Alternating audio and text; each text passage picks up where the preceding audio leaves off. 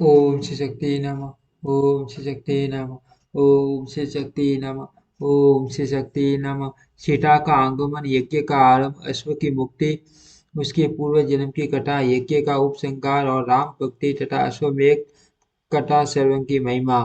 शेष जी कहते हैं, मुनि तदंतर लक्ष्मण ने आकर पुण्य जानकी के चरणों में प्रणाम किया। वन्य विनय से लक्ष्मण को आया देख पुण्य अपने बुलाए जाने की बात सुनकर सीता ने कहा, सुमित्रा नंदन, मुझे श्री रामचंद्र जी ने मान वन में त्याग दिया है, अतः अब मैं कैसे चल सकती हो यही महर्षि वाल्मीकि के आश्रम पर रहूंगी और निरंतर श्री राम का स्मरण किया करूंगी। उनके उनकी बात सुनकर लक्ष्मण ने कहा, माता जी आप पतिव्रता हैं, श्री रघुनाथ जी की बारंबार आपको बुला रहे हैं। पतिव्रता स्त्री अपने पति के अपराध को मन में नहीं लाती, इसीलिए इस उत्तम रथ पर बैठी और मेरे साथ चलने की तैयारी कीजिए। पति को ही देवता मानने वाली जानकी ने लक्ष्मण की ये सब बातें सुनकर आश्री की संपूर्ण तपस्वी स्त्रियों तथा वेद वेता बेटा मुनियों को प्रणाम किया और मन ही मन श्री राम का स्मरण करते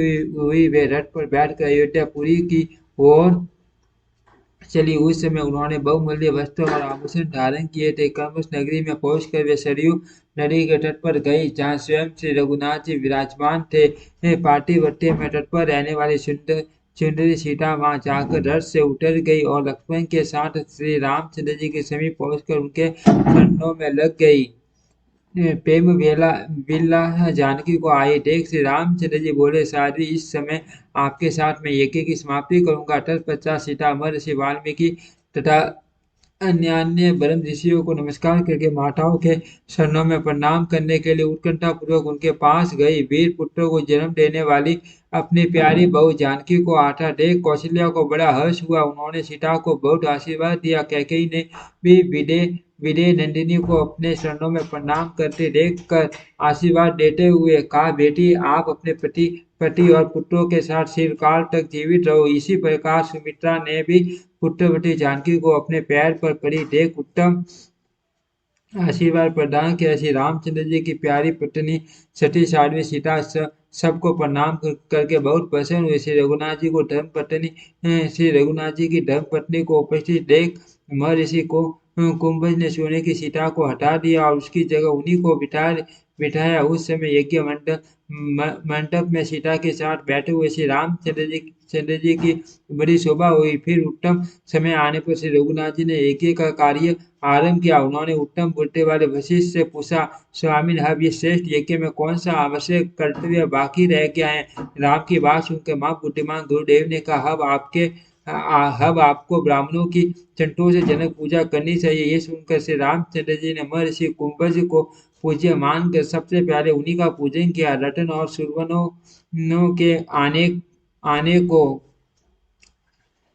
बाल मनुष्यों से भरे हुए कई देश तथा अत्यंत प्रीतिदायक वस्तुएं दक्षिणा में देकर उन्होंने पत्नी सहित अगस्त्य मुनि का सत्कार किया। फिर उत्तम रतन आदि के द्वारा पत्नी सहित महर्षि स्वयं का पूजन किया। इसी प्रकार अन्य अन्य महर्षियों तथा संपूर्ण तपस्वी दिग्विजयों का भी उन्होंने अनेकों भार श्रवण और रतन आदि के द्वारा सत्कार किया। उस यज्ञ में श्री राम ने ब्राह्मणों को बहुत दक्षिणा दी। दोनों अंडों और दुखियों को भी नाना प्रकार के दान दिए। विचित्र विचित्र वस्त्र तथा मधुर भोजन वितरण किए। भगवान ने शास्त्र की आज्ञा के अनुसार ऐसा दान किया जो सबको संतोष देने वाला था। उन्हें सबको दान देते देख महर्षि कुंभज को बड़ी प्रसन्नता हुई। उन्होंने अश्व को नहलाने के निमित्त अमृत के समान जल मांगने के लिए 64 राजाओं को उनकी रानियों सहित बुलाया। श्री चंद्र जी सब प्रकार के अलंकारों से सुशोभित सीता जी के साथ सोने के गड्ढे में जल ले आने के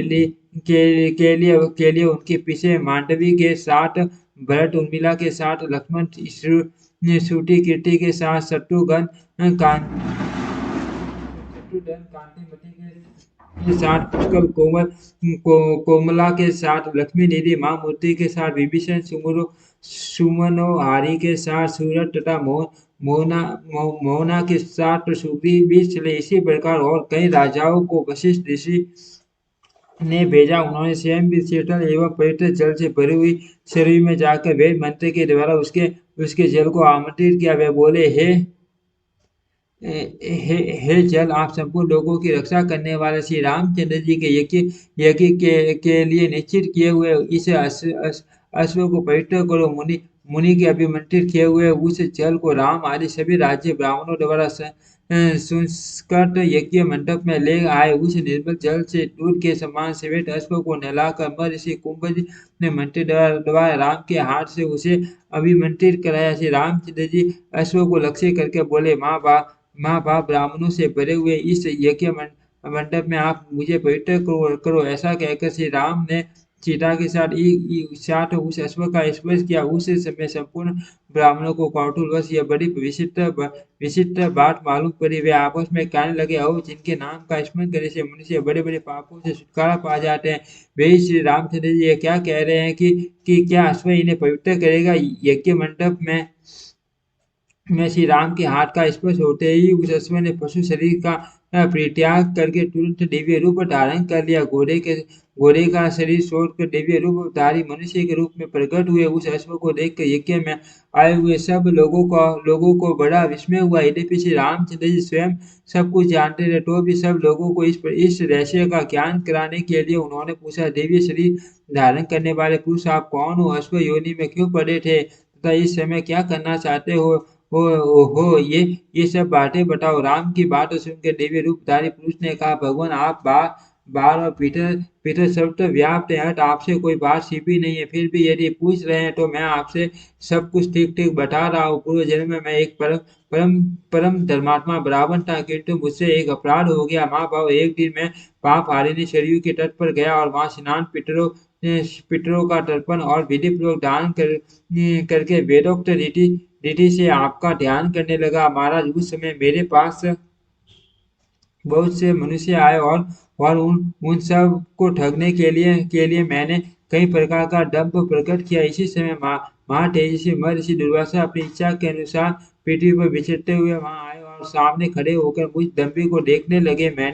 मैंने मौन धारण कर रखा था, न तो उठकर उन्हें अड्डे दिया और न उनके प्रति कोई स्वागत पूर्ण वचन ही मुंह से निकाला। मैं उन्मत्त हो रहा था। वहां मती दुर्वासा का स्वभाव तो यही तीक्ष्ण है। मुझे दंभ करते देख वे और भी प्रचंड क्रोध के वशीभूत हो गए तथा साप देते हुए बोले, ताप साधन, यदि आप सरयू के तट पर ऐसा घोर दंभ कर रहा है तो पशु योनि को प्राप्त हो जा। मुनि के दिए हुए साप को सुनकर मुझे बड़ा दुख हुआ और मैंने उनके उनके चरण पकड़ लिए। रघुनंदन, तब मुनि ने मुझ पर महान अनुग्रह किया। वे बोले, तापस, आप श्री रामचंद्र जी के अश्व में यज्ञ का अश्व बनेगा। फिर भगवान के हाथ का स्पर्श होने से आप दंभहीन देवी एवं मनोरूप धारण कर परम पद को प्राप्त हो जाएगा। महर्षि का दिया हुआ वह यह शाप भी मेरे लिए अनुग्रह बन गया। राम अनेकों जन्मों के पश्चात देवता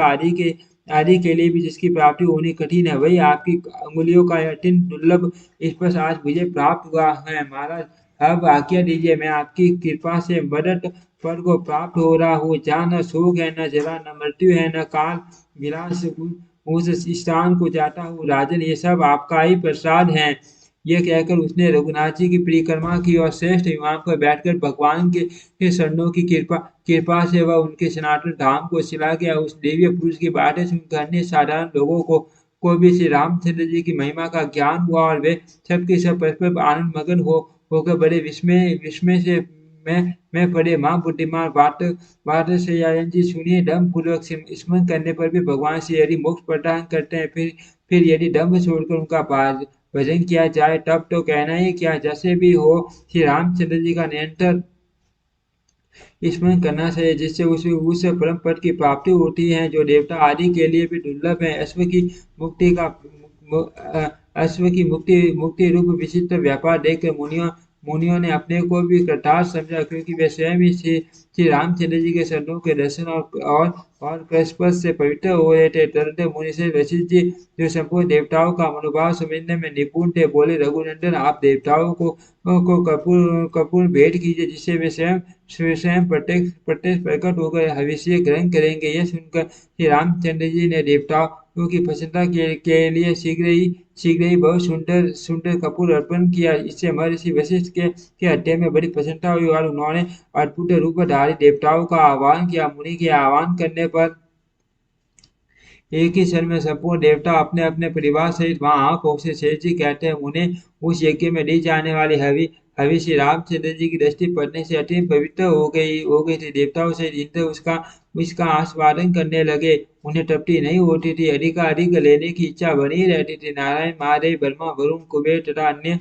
लोकपाल सबके सब तृप्त हो अपना अपना भाग लेकर अपने धाम को चले गए। हुटा का कार्य करने वाले जो प्रधान प्रधान ऋषि थे, उन सबको भगवान ने चारों दिशाओं में राज्य दिया तथा उनको उनको भी संतुष्ट होकर श्री रघुनाथ जी को उत्तम आशीर्वाद दिए। तत्पश्चात वशिष्ठ जी ने पुनः उठी करके कहा, सौभाग्यवती स्त्रियां आकर यज्ञ की पूर्ति करने वाले महाराज की सर्ववंदना अभ्युदय कामना करे। उनकी बात सुनकर स्त्रियां उठी और बड़े बड़े राजाओं द्वारा पूज्य श्री रामचंद्र जी के ऊपर, जो अपने सौंदर्य से कामदेव को भी प्राप्त कर रहे थे, कठिन हर्ष के साथ लज्जा कील की वर्षा करने लगी। इसके बाद महर्षि श्री रामचंद्र जी को अब भट्ट यज्ञांत स्नान के लिए प्रेरित किया। तब तब श्री रघुनाथ जी आत्मीय जनों के साथ शरीर के उत्तम तट पर गए। उस समय जो लोग तो सीतापति के मुख चंद्र का अवलोकन करते हुए एक टक दृष्टि से देखते ही रह जाते थे। उनकी आंखें स्थिर हो जाती थी, जिनके हृदय में चिरंतन काल से भगवान के दर्शन की लालसा लगी हुई थी। वे लोग महाराज श्री राम को सीता के साथ शरीर की ओर जाते देख कर आनंद में मगन हो गए। अनेकों नट और गंधर्व उज्ज्वल यश का गान करते हुए सर्वलोक नमस्कृत महाराज के पीछे पीछे गए। नदी का मार्ग झूठ के झूठ स्त्री पुरुषों से भरा था। उसी से चलकर वे शीतल एवं पवित्र जल से परिपूर्ण शरीर नदी के समीप पहुंचे। वहां पहुंचकर कमल नयन श्री राम ने सीता के साथ शरीर के पावन जल में प्रवेश किया। तत्पश्चात भगवान के सन्मुख की डोरी से पवित्र हुए उस विश्व वंदित जल से संपूर्ण राजा तथा साधारण जन समुदाय के लोग भी उतरे। धर्मात्मा श्री रामचंद्र जी शरीर के पावन जल प्रवाह में सीता के साथ चिरकाल तक कीड़ा करके बाहर निकले। फिर उन्होंने धौत वस्त्र धारण किया, किरीट और कुंडल पहने तथा केयूर और कंकन की शोभा को भी अपनाया। इस प्रकार वस्त्र और आभूषणों से भूषित होकर करोड़ों कंडपों की सुषमा धारण करने वाले श्री रामचंद्र जी अत्यंत शोभित हुए हुए। उस समय कितने ही राजे महाराजे उनकी स्तुति करने लगे। मां मना से रघुनाथ जी शरीर के पावन तट पर उत्तम वन से शोभित यज्ञ युग की स्थापना करके अपनी भुजाओं के बल से लोगों की अद्भुत संपत्ति प्राप्त की, जो दूसरे नरेशों के लिए सर्वथा दुर्लभ है। इस तरह भगवान श्री राम ने जनक नंदिनी सीता के साथ 3 अश्वमेध यज्ञों का अनुष्ठान किया तथा त्रिभुवन में अत्यंत दुर्लभ और अनुपम कीर्ति प्राप्त की। वात्स्यायन जी, आपने जो श्री रामचंद्र जी की उत्तम कथा के विषय में प्रश्न किया था, उसका उपयुक्त प्रकार से वर्णन किया गया। अश्वमेध यज्ञ का वृतांत मैंने विस्तार के साथ कहा है। अब आप और क्या पूछना चाहते हैं? जो मनुष्य भगवान के प्रति भक्ति रखते हुए श्री रामचंद्र जी के इस उत्तम यज्ञ का श्रवण करता है, वह ब्रह्म हत्या जैसे पाप को भी क्षण भर में पार करके सनातन ब्रह्म को प्राप्त होता है। इस कथा के सुनने से पुत्रहीन पुरुष को पुत्रों की प्राप्ति होती है, धनी को धन मिलता है, रोगी को रोग और कैद में पड़ा हुआ मनुष्य बंधन से छुटकारा पा जाता है। जिनकी कथा सुनने से दुष्ट चांडाल भी परम पद को प्राप्त होता है।